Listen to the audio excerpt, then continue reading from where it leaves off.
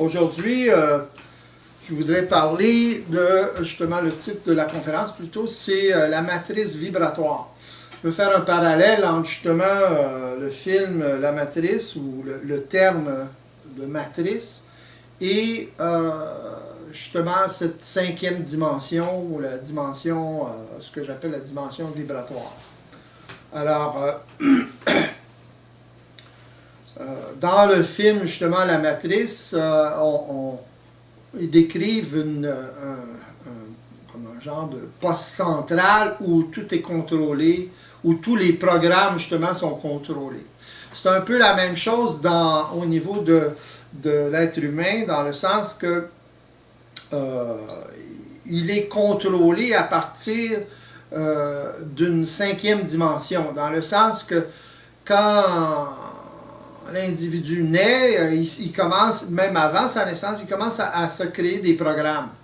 Même dans le ventre de sa mère, l'enfant ou le système, si vous voulez, dans l'enfant, enregistre vibratoirement tout ce qui se passe comme choc ou tout ce qui se passe autour de lui et chez sa mère surtout, là, les réactions de sa mère, parce qu'il est connecté à sa mère. Alors à ce moment-là, ben, il commence à se créer des programmes, ça commence à s'enregistrer. Et c'est ce qui forme cette matrice-là, si vous voulez.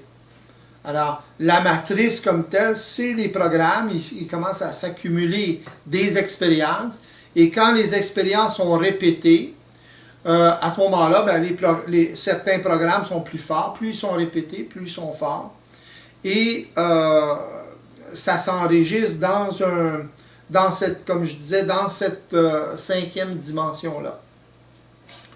Alors, par la suite, l'individu s'identifie à ces habitudes-là, parce que ça devient des réactions habituelles de l'individu qui forment justement ce qu'il appelle sa personnalité. Alors, les psychologues appellent ça l'inconscient, mais l'inconscient, c'est la façon qu'ils le décrivent, c'est très vague, ils parlent de mémoire, etc. Mais l'essence même de cette mémoire-là, elle n'est pas psychologique, elle est vibratoire. Alors, c'est la vibration qui prime. Et tout ce qui est, par exemple, événement dans la matière, dans votre vie, etc., est enregistré dans cette dimension-là. Alors, plus l'individu vieillit, plus il prend de l'expérience, plus l'enregistrement se fait, plus les mêmes programmes, si vous voulez, s'accumulent, l'expérience des mêmes programmes s'accumule, vous répétez les mêmes patterns, les mêmes programmes, autrement dit, quand votre environnement vous stimule ces programmes-là, à ce moment-là, vous réagissez. Et c'est ce qui forme, ce qui réagit, c'est cette matrice-là, si vous voulez. Alors, si vous avez remarqué, vous réagissez tout le temps de la même façon, ou presque. Alors, il y a des légers changements, c'est évident, mais ces changements-là, justement, sont légers à cause de l'inconscience que l'être humain a de cette dimension-là, ou de cette matrice-là, si vous voulez. Il ne sait pas qu'il est dirigé par ce genre de programmation-là. Est-ce que tu as des questions, Colette? Oups. Attendez une seconde. Tu es encore là, Colette? Oui, oui. OK. Je regardais justement le film. Ouais, oui, vas-y. Je regardais justement le film La Matrice hier. Ouais. Comme ça, il passait à la télévision, justement. Et puis, il semblerait que, Néo, je ne sais pas trop, avait le choix entre prendre une pilule bleue ou une pilule d'une autre couleur. Ouais. T'expliquerais ça comment? Remets-moi en contexte. Ouais, je comprends, mais remets-moi en contexte un peu. Je me souviens plus du titre. Il y a Néo, puis en tout cas, il y a l'autre monsieur qui semble chercher un être là qui est supposé de changer le monde, là, ou de sauver le monde. Là. Et puis, quand il le rencontre, il lui explique différentes choses au niveau d'une matrice, qu'eux autres font partie d'une matrice. Et puis que pour sortir de cette matrice-là, il y avait comme un choix à faire.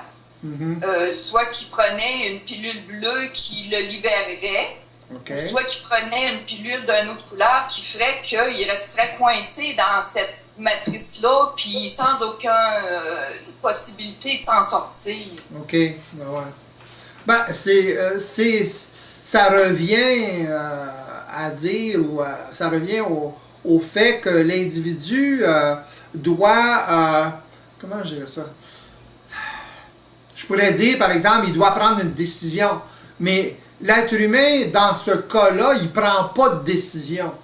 Autrement dit, c'est le fait qu'il est capable de voir suffisamment clair qui prend la décision pour lui.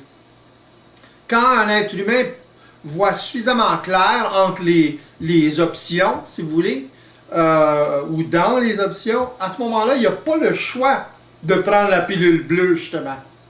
Voyez-vous?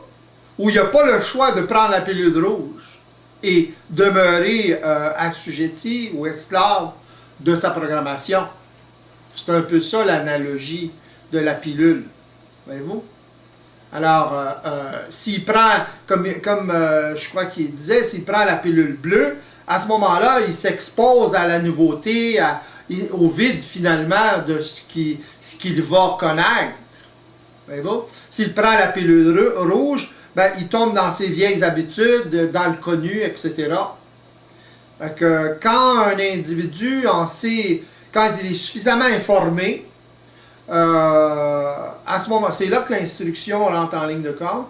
Quand il est suffisamment informé, à ce moment-là, il ne peut pas faire autrement que de prendre la pilule bleue. Autrement dit, commencer un processus de dépolarisation, un processus je dirais pas de déprogrammation, mais de libération de sa programmation.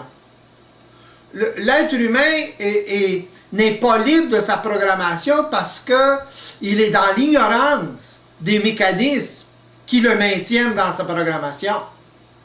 C'est ça le mensonge cosmique. Le mensonge, c'est le fait que l'individu ne sait pas dans quel bain il est. Voyez-vous? Comment l'arnaque est puissante et grande. Voyez-vous? C'est pas la programmation qui arnaque l'ego, c'est l'ego lui-même qui s'arnaque. Autrement dit, à travers son ignorance. Voyez-vous? Un enfant, par exemple, vous remarquez que plus un enfant est jeune, plus vous pouvez lui faire croire n'importe quoi. Si vous lui parlez du Père Noël, ben là, il va vous regarder avec des grands yeux, parce que là, il voit les cadeaux, etc. Puis il va croire au Père Noël.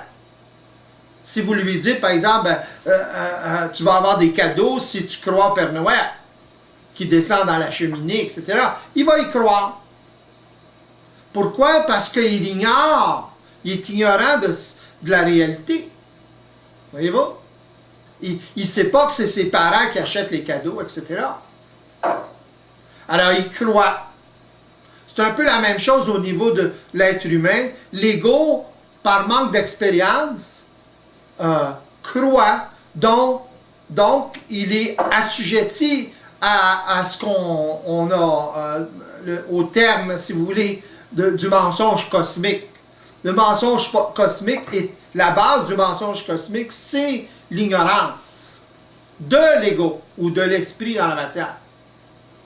L'ego représente l'esprit dans la matière. Un autre mensonge cosmique, c'est de vouloir éliminer l'ego.